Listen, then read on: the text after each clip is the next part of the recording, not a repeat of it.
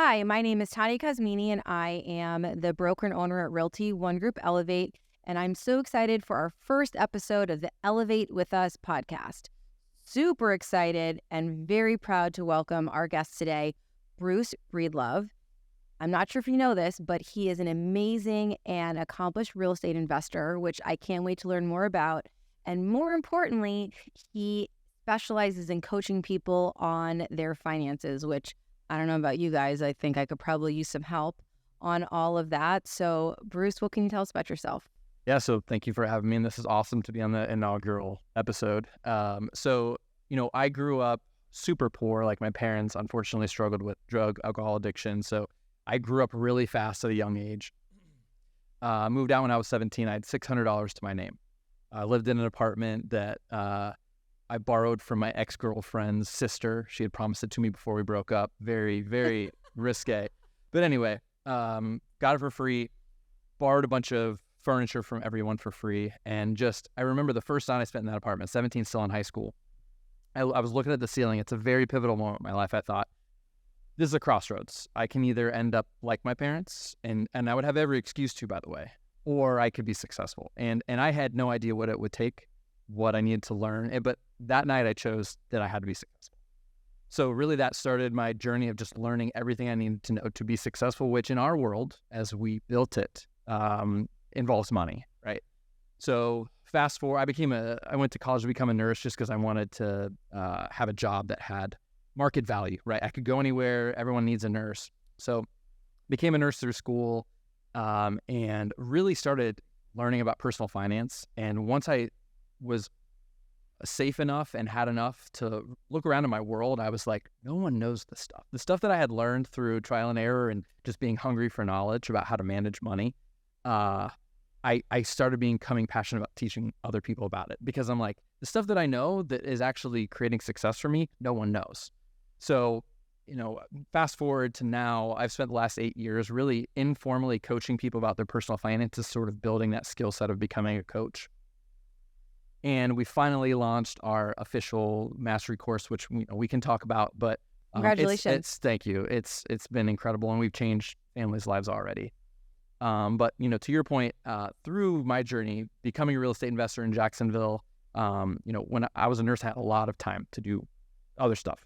I only worked 3 days a week as a nurse. Sure. And so I had shift lots work is amazing. And I was night shift. So literally I would go in at 7 p.m., work till 7 a.m. But, I had lots of free time. So then I was exposed to the real estate space and started doing something called house hacking.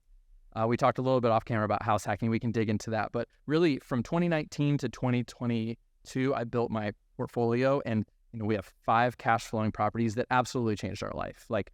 It doesn't have to be you hear about these real estate investors, they have 100, 200 throughout. I mean, I can't fathom managing that amount of properties, and I'm sure they have systems and they know way more than me about it. But 5 cash flowing properties changed my world forever. And so would love to dig into that, but that's my story. That's amazing, especially because I would imagine if someone's thinking, oh my gosh, I've always wanted to become a real estate investor, and they're looking at people that say they own 100 houses, they're like, never going to do that. That's unattainable. So knowing that you were able to be successful with just 5 is quite remarkable, because that probably seems like a really easy goal for someone, because it doesn't seem like that many. So it wasn't that hard. Not that I'm saying there wasn't challenges. Yeah. I'm sure there's a ton. I'm not trying to diminish Honestly, it at all. Yeah, it's been great, but there has been challenges. But I mean, to your point, I can't imagine someone who's watching this and saying like, oh, I've always wanted to be a real estate investor. And then they see videos when they're scrolling TikTok saying like, oh, I have 100. Like, that's such a crazy high number that it's almost discouraging, right? Yeah, well, no, if you can't grab it, then there are people, it's too big. Yep. Not that you shouldn't do big things, but if it feels too big, then you're too scared to even start. Like, you won't even take that one step forward to maybe ask an investor how they got there, because you're like super intimidated by their accomplishments, that you feel like, oh, they would never help me because I would be happy with half of their success. Yep.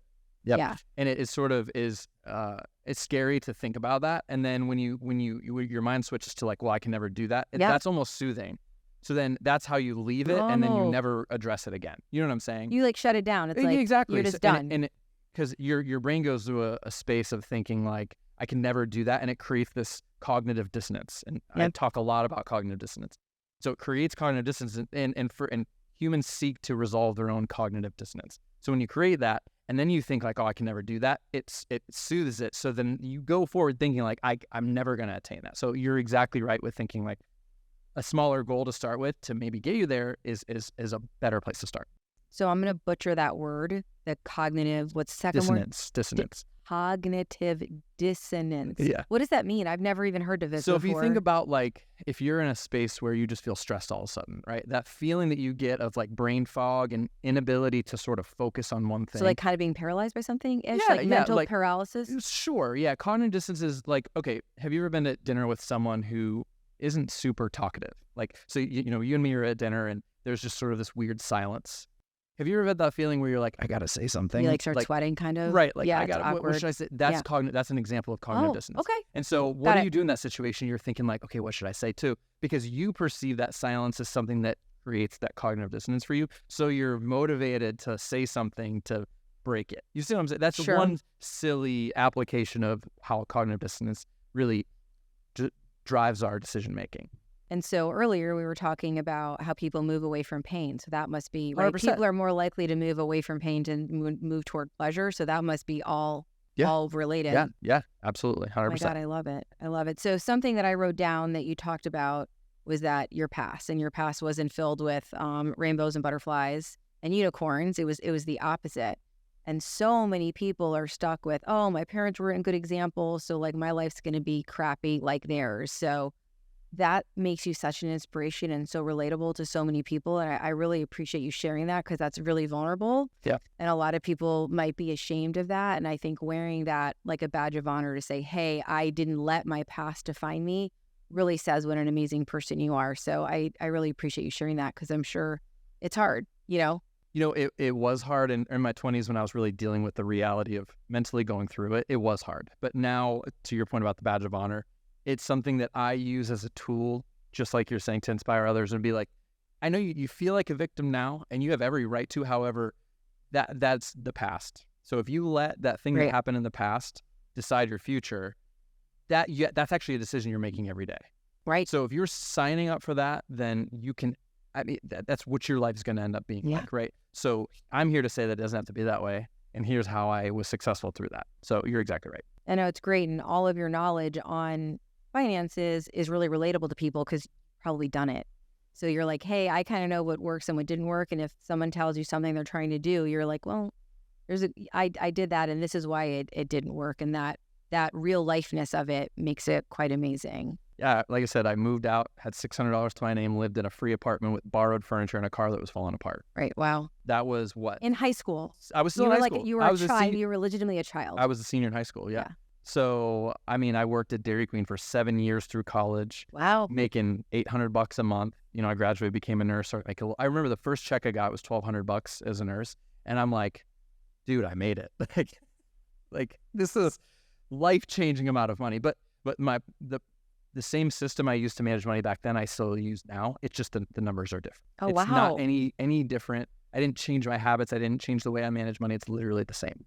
That's amazing. That's amazing. So finances are a big talk right now, right? Yeah. It's like all over the news. Everywhere you go is what's going on with the economy, interest rates, inflation. So what does that mean? And what do people need to be looking for or doing or changing or evaluating to prevent that from really affecting their future? Yeah, and I think unfortunately it is affecting people's present already. Yeah. So, but let's go back a little bit. So, the last major financial crash we had that wasn't COVID because that was because of a disease was the 2008 financial crisis, right? That was led by the failure of the real estate market, mortgage-backed securities, et cetera. So we all were alive during that time period. So we remember what an economic downturn looks like, right? People lose their jobs, houses. It's all you hear on the news, and people just have this general feeling of dread and like everything is falling, which, things like that happen every 8 to 15 years to, the last one before that was the dot-com bubble in 2000. Right. So everyone lost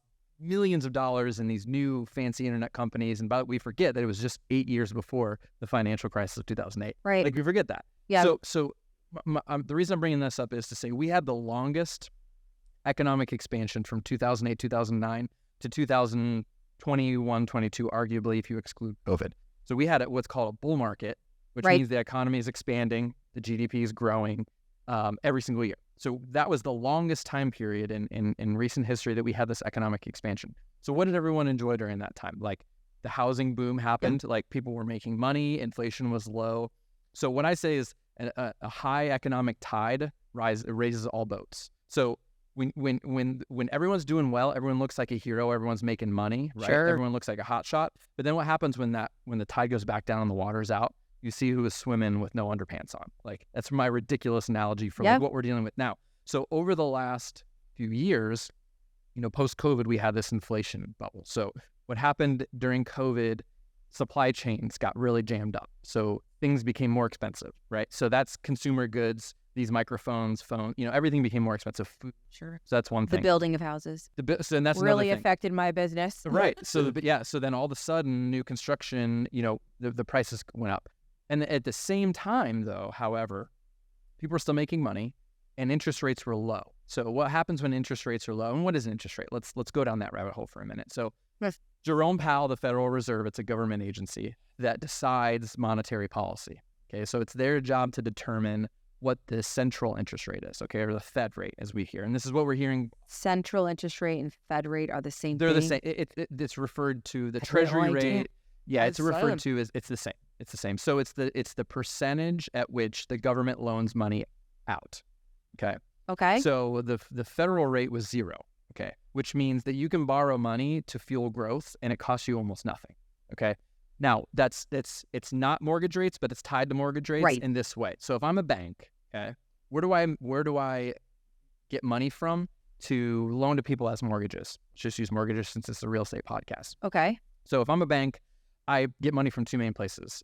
Well, really 3. Depositors, right? Yes. You keep your money in the savings account. Like my savings account, okay. Yep. And then it would be like, if I'm a publicly traded bank, I sell my stock to get money. So like JP Morgan is a good example, Wells Fargo. Oh, okay. And then a third is they borrow money to lend out, okay? So if I'm a bank that's borrowing money to lend out from the government, okay, at 0%, okay, I can borrow as much money as possible and lend out as much money as possible, and I know I'll make a spread, okay? So that's what banks do, okay?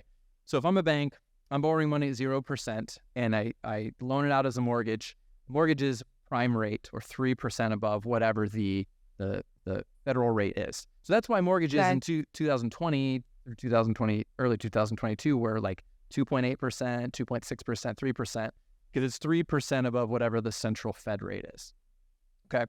So when the federal interest rate is low, it drives growth because everyone's borrowing money to fuel their own growth. Okay. Interesting. So what happens? So let's put the setting back in 2021. Inflation's 9%, 9+%, and the economy is over hot. Like means like people are making money, people are spending money, and things are going up. And it was like boiling. It's boiling. I mean, it was like boiling because it was so healthy that prices were going up. Everything is based on supply and demand. Don't forget. So the demand was huge because everyone had money and money was easy to get. Yeah. Okay. So in response to inflation, the Federal Reserve raises interest rates to stifle growth. So now you're a bank and you have to borrow money at 5% to lend out at 8%. Okay. Yeah. Or more. And so right now the federal interest rate is 5.25%. So as you see the federal interest rate raising, mortgage rates will go in lockstep with that. However, there's some fluctuations based on what mortgage loan or loan officers and that industry sees going forward. Right now, the federal interest rate is 5.25%. Okay, so what does that mean?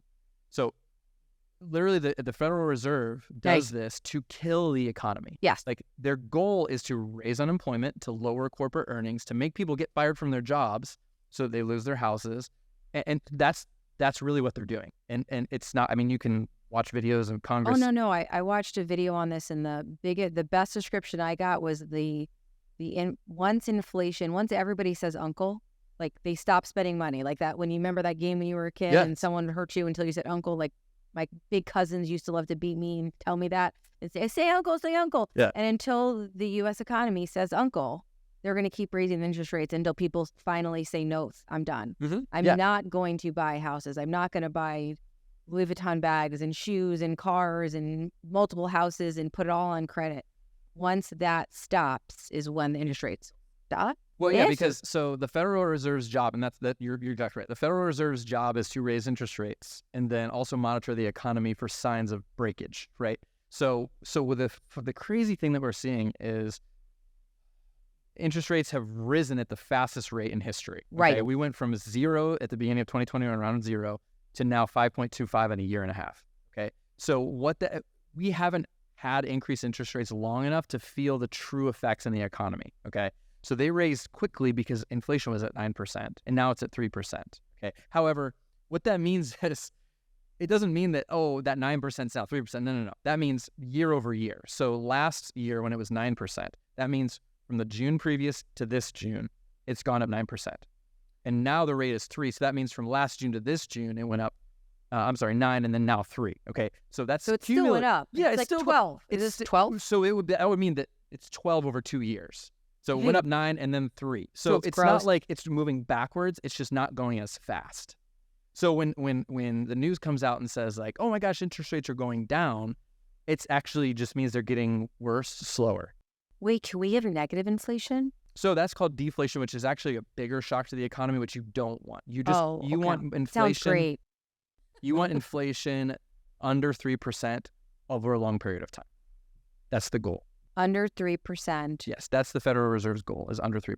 Yeah. Okay, so now they feel good about it. Well, not yet, because it hasn't been long enough. Well, but also there's different measures of inflation. There's like core CPI versus a global look. So if you look at some key things like gas, housing, et cetera, those are still very high.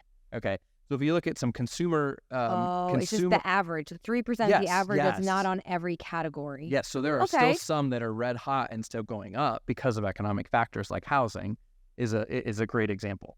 So there's still... Jerome Powell came out and said, we're still going to raise interest rates. We're just going to leave them where they are and then reevaluate in September. And what they've said, by the way, they already said they were going to do this. If the economy doesn't break before then, in September, they're going to raise another quarter point. So we'll be at 5.5 before the end of 2023 is what they've said. So you know what people ask me a lot? Because I understand the, whatever the word is, that you have to raise interest rates to curb inflation. Yeah.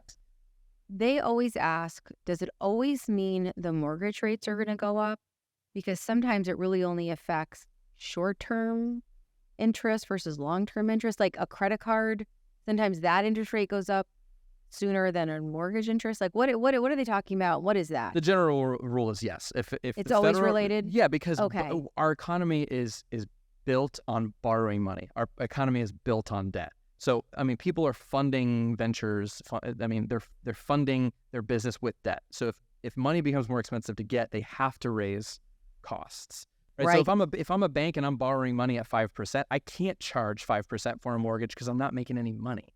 Sure. So there's some leeway to where, okay, we know the Federal Reserve came out and said, well, we're probably going to lower rates in 3 months. Mortgage rates would drop in response to that. But they're related, but they're correlated, but not necessarily like directly related, if that makes sense. So I think we've established we've got interest rates affecting the economy, but we're a mortgage business. Let's try that again. We're not a mortgage business. I have one of those too, but we're a real estate brokerage. So how does that affect the realtors that work with me? How is that going to affect their business, their bottom line, and their pockets probably?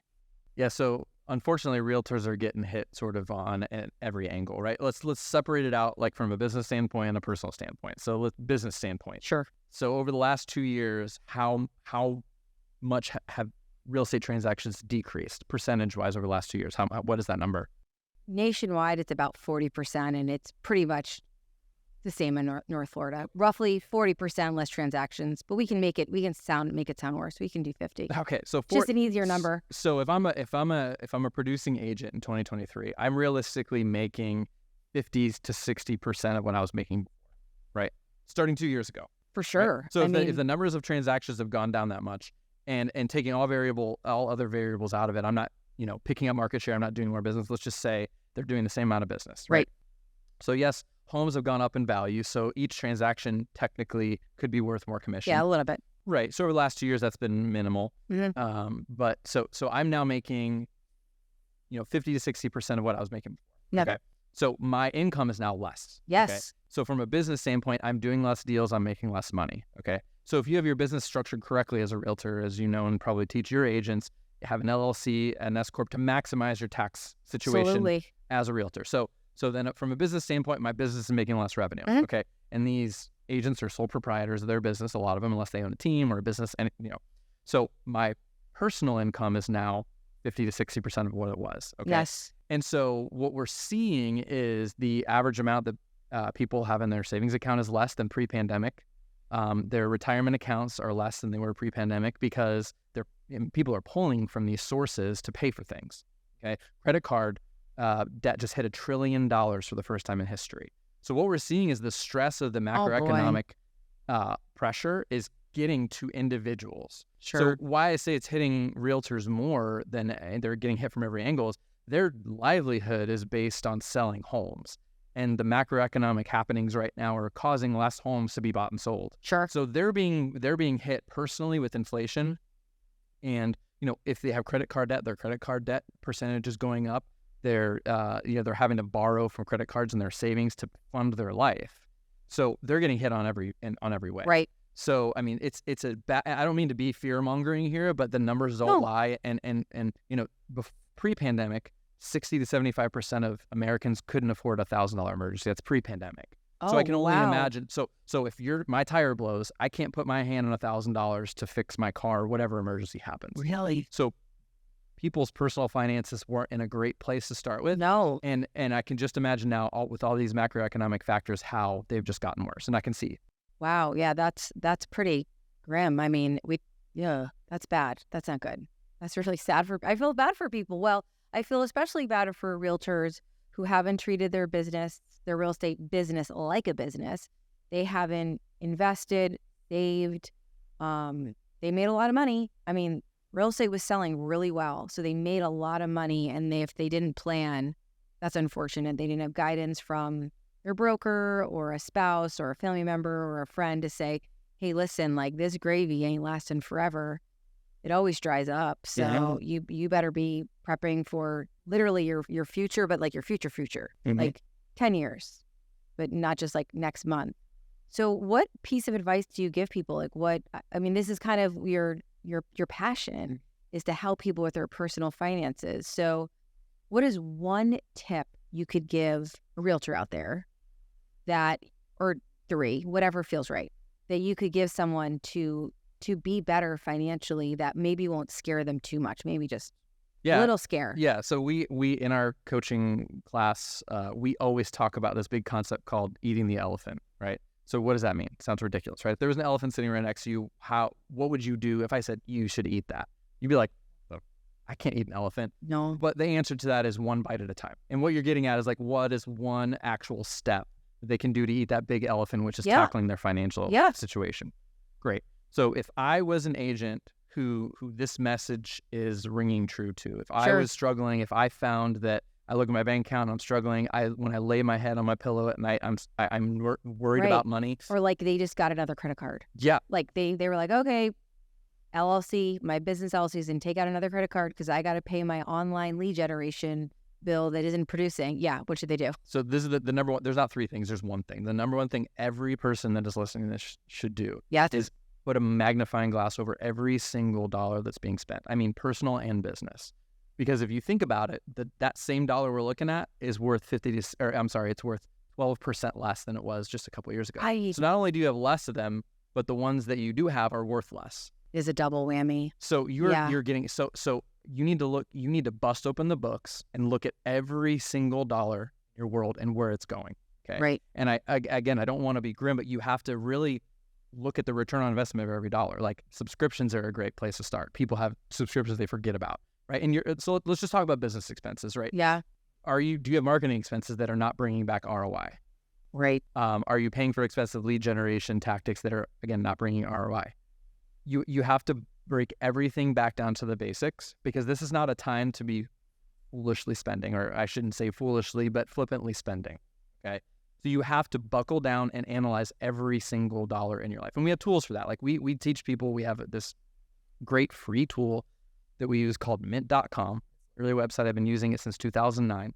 And it's a website where you link all your accounts and it'll pull in all your transactions, and you can look at Okay. every single thing and go through, okay, where does my money go? Do you understand something terrible? What? So I totally have mint.com and I totally don't use it. And I can't tell you how much I hear that. have Because it. why? The pain of looking at every transaction. First of all, logistically, it's a lot of time. I'm not going to lie about that. Yeah. However, we're talking about the number one thing everyone should do.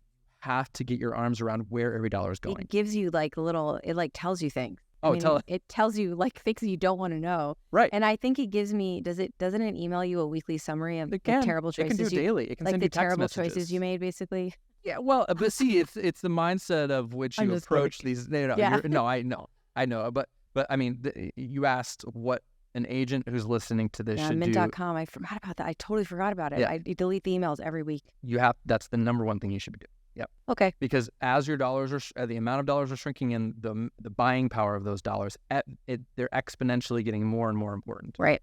Right. And so if you know that your future income also is going to be low, again, we're just shedding more light on how important this is. Yeah, no, I mean, that's a really, really great piece of advice. Probably the best part that it's free, right? And it's going to be very enlightening. I think I went through a phase where I thought I was going to do some good budgeting, and I don't know, lame excuses as to why. Never happened. So when we were talking earlier, you used a word that I wouldn't let you tell me the definition of because I was going to make you talk about it on here, and it's written on my little notes, is financial gravity. What is that? Yeah, so financial gravity, and I've done a lot of Googling, and this doesn't exist in the world. I'm pretty sure I made it up. If any viewers out there find this anywhere except from something I've written, please tell me. You gonna trademark it? I should trademark it. Can we make you shirts? I think it should be your thing. Like I don't even know what it means yet, but I'm gonna guess, but I don't want to guess. The words are very powerful. Yeah. So this goes back to financial gravity is a concept that goes back to something that I didn't create. It's called the time equals money equation. Okay. So let's establish some shared reality here. I'm big on shared reality. Okay. Okay. What is the most limited resource in our lives? Oh, I know. It's the thing I tell people they can't waste. Time. Right. So how many hours are in a day? Only 24. 24. Right. Every day. So what is everyone that's sitting here, you, me, Kyle, what are we all doing with our time right now? We're trading it for a certain amount of dollars, right? Right. So if we've determined that our finite resource is time and we're trading that finite resource for dollars, well, we've established that time now equals money. Are we following? Right, absolutely. Okay. I get it. So now there's ways we can increase the amount of money with our time that we make by increasing our skill set, right. Becoming a better agent, having better systems that allow you to do more deals in a year. That's obviously an aspect here. But sure. we've determined that time and money are equivalent to each other. They're tied. They're absolutely tied. So when you spend your time to make money, it's called active income, meaning you have to get out of bed and spend minutes of your day making money, right? Okay. And again, we've already determined that this is locked. So according to this equation, you have a natural cap on what you can make, okay? Sure. So now we've determined that there's a natural cap to what you can make because there's a natural cap of time. Okay, right. So all of us that are probably watching this are still actively trading time for money, and that's called active income. The way to break that equation is to take active income that you're making using your time and to buy things that give you passive income. So that's how you break that equation. This is the goal here, okay? So where financial gravity comes in is when you're using your active income to purchase things that go down in value. Like a car? Like a car. Car is my favorite because the math is so bad on a car. It's so bad. The math is so bad on a car. It's one of Depressing. my favorite ones. Lose 60% of its value in 4 years on average. Real numbers. So what we've determined is you're taking your active income, which you're using your time, which is your finite resource, to buy things that go down in value. Okay. So if you think of it, like if you put a bunch of stuff on you that weighs you down, right? That's what financial gravity is. You're taking your active income and you're putting it into things that bring you down. So like if you're taking all of your money and you're buying cars, you're buying purses, you're buying things that go down in value over time, what you're actually doing is you're devaluing your time because time equals money. And so the time that you used before to create this finite amount of money, you're putting it in things that go down in value. Right. That create financial gravity. And so this super relates to my next question was we started saying that you're a investor, right? Financial investor, a real estate investor, which can mean a ton of different things. It's not just one way to invest in real estate. So I'm going to assume that you have made passive income through real estate. 100%. 100%. So we also talked about house hacking, which is like a big word out there. I don't even know what it means. I can make up what I think it means. Like, I feel like you rent a room out in your house. I don't know if that's really what it is. One example, yeah. So what is it? What has it done for you? I just asked you a really big question with no, that's the great. parts. I love big questions. So absolutely, it's built passive income. And actually, your scoreboard in business and in life is your bank account, because our world runs on money. I mean, money. For anyone to disagree with that, you're just sort of ignoring reality, which is, unfortunately, it's the way society was built before we existed, right? Mm-hmm. So your scoreboard in business is your bank account, but it's also your proximity to time freedom. Yes. I mean, that's true wealth, right? That's your scoreboard. Your scoreboard in business and in life is your proximity to time freedom. So building passive income gets you incrementally closer to time freedom. Retirement or financial independence is not about sitting on your couch and drinking a beer every day at 9 a.m. It could mean that, if that's what's most important to you, but it means that you no longer are writing a contract every single day that you have to spend your time to make a certain amount of money. Right. So to answer your question, one of the ways I built passive income was to do real estate investing. So my example, or my brand of real estate investing, I used house hacking. So really, in practice, what this is buying primary residences for them to ultimately be rental properties. So there's a couple key examples of this. I'll just use what I did. So when you purchase a house, and you're a primary owner, that's going to be the house that you live in, you can put as little as 3 to 5% down. Correct. Right? So 3% for FHA, 5% for conventional. I went conventional because FHA, the PMI never goes away. You have to refinance out of it. So I wanted to avoid that. So this was in 2019. I did my first one. So I bought a house with 5% down, which at the time, I mean, I was in the market for 230 to 280 sales price. 5% down was 15 grand. Really affordable. So my goal was every 6 months, I would save up 12 to 15 grand to buy a house. So I bought my first house. I moved into it in St. Augustine. Shout out to Jasmine Edge, my superstar agent who sold that to me. Love that. So it was her house I bought. I moved into it, and I made the previous house that I lived in a rental. Okay. But the way, the real bounty of house hacking is you get to borrow money the cheapest way possible. So a conventional loan, I have great credit.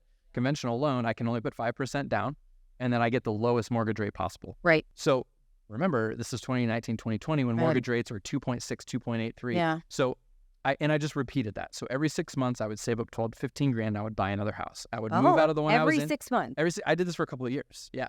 And so I hated seriously? moving. God, I swear to God. Yeah. What? Every 6 months? Every 6 months. Wow. So, but what I was able to do in a 2.5, 3 year period, I was able to build up now 5 properties. I, at the time, lived in the 5th and met my wife. We got married and we lived in the 5th. And then what started happening was, we did this every 6 months. What started happening was interest rates started ticking up. So we were living in a place where I'm like, this isn't our dream home. And our plan was to do one more house hack before we bought our dream house. So I started looking at the macroeconomic climate and I'm like, this was early 2022. I'm like, I don't want to get stuck here. We have to buy our dream house now. You're like, accelerate it. So, right. So and actually we were going to get into another form of real estate investing, which is 𝗏, which is something I always wanted to get into. We were going to buy every house in our neighborhood and just do a 𝗏. Talk about that another time. But we're going to have to, because I don't know what that is at all. Yeah, it's not being cold. It's a real estate investing strategy. So anyway, we ended up buying our forever house, which, is financed at a whopping 5-point-something% rate, which is still a really good rate. People freak out about that because we are so accustomed to 2 to 4% as the norm, which is normal. 5% is a really great rate. Yeah, so historically, you're exactly right. But what people don't factor in is the price of a house. I know. So it changes the math. Yes, the interest rate is better. I know. I mean, it's not historically super high like the 80s, but houses in the 80s were $600. I know. Seriously, no, they bought a house for $6,000. Yeah. They paid 37% interest on it. Yeah. But their payment was $80. Right. So the math is different. I mean, we can definitely agree that the math is different, but if you just look at interest rates, historically that's not that high. But however, I know. To finish the story, interest rates were going up. We bought our forever house and made that 5th home our last rental. So a month we have $3,300 of income, and that's after escrowing for costs, capex, all that. $3,300 a month in passive income. So literally, I don't have to do anything. And people will argue real estate investing is not wholly passive because a toilet gets clogged, something breaks, whatever. But I don't spend my time weekly to get a certain amount of money. You know what I'm saying? I understand. It's it's mostly passive, and arguably there's no truly passive income. Like you still have to sort of tinker with things that create income. So, but it's more passive than me going to a job, clocking in, clocking out. Right. So exactly. So wow. So that's how, I mean, and when I was a nurse, I was making $2,800 a month when I first started. So our real estate portfolio creates more than a BSN, bachelor's prepared nurse back in 2011. Sure. So, and that was, again, 2.5 year period where I just worked my butt off and made a big difference. That's how it can really change your life. Because like I said, the only house hacking I never heard of, because I know someone that does it, is they like rent out portions of their house. They live in a different part, like a different house on the property.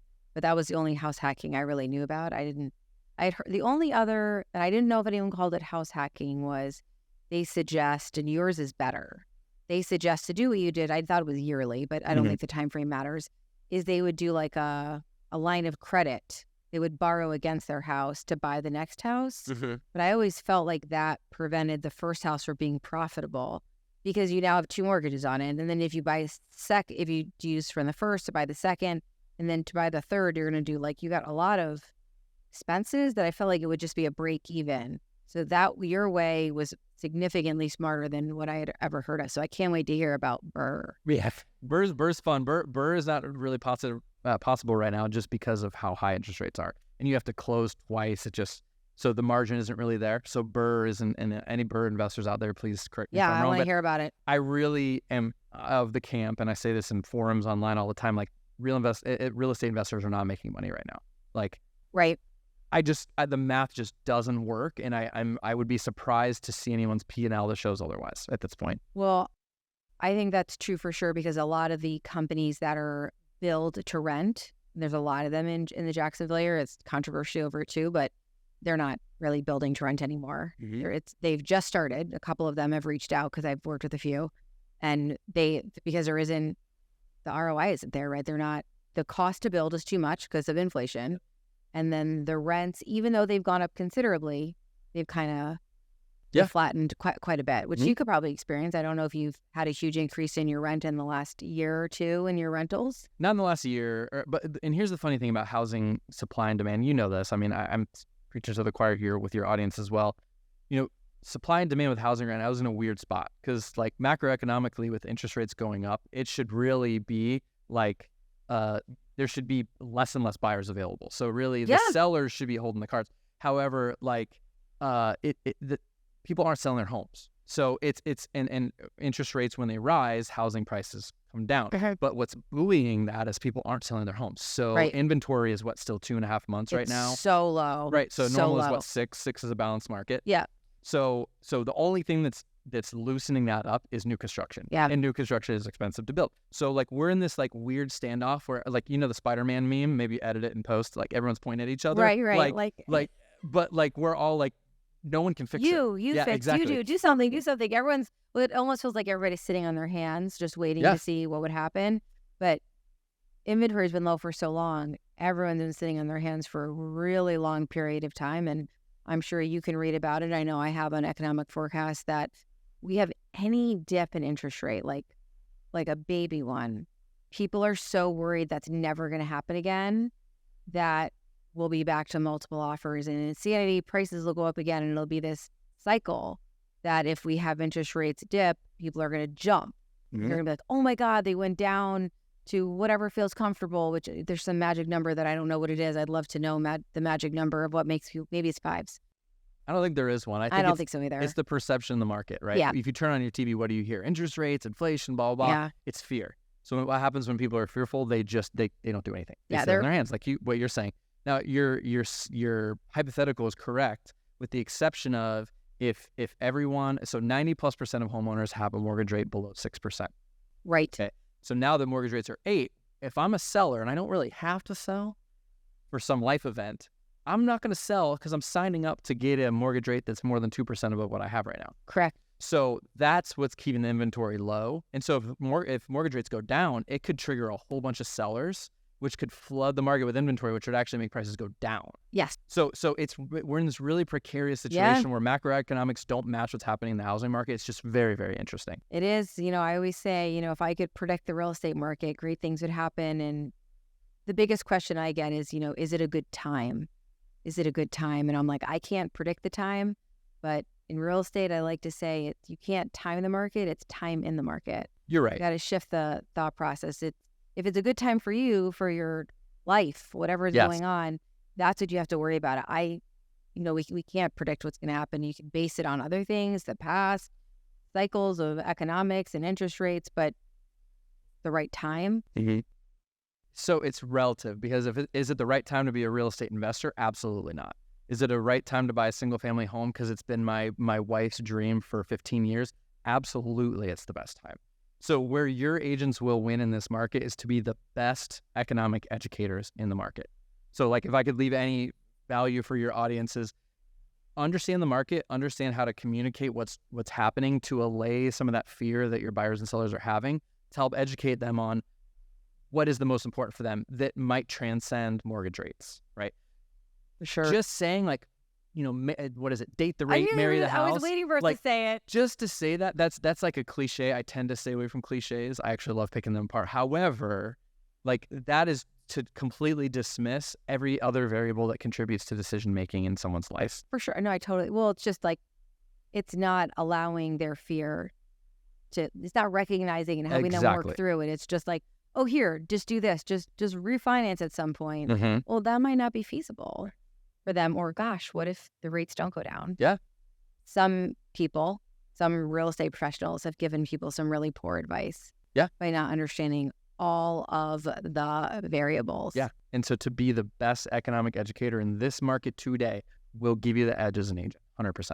No, I totally agree. I definitely agree that you have to understand what's going on out there to understand how to best help your customer, because if they're scared, you need to figure out why and how and decide what is the best thing for them, because it's not always buying or selling house. Mm-hmm. Not always buying or selling house. So listen, we're out of time. We clearly have a lot more to talk about. I've got all these notes. I've got all these questions. I'm sure a lot of you have the same. We'd love to hear what those questions are, because you've got to have Bruce back. Yep. Man, this guy's got some really great information, real life experience on so many different financial aspects of life, which all of us need support on. So we can't wait to have him back, and we can't wait to see you guys again soon.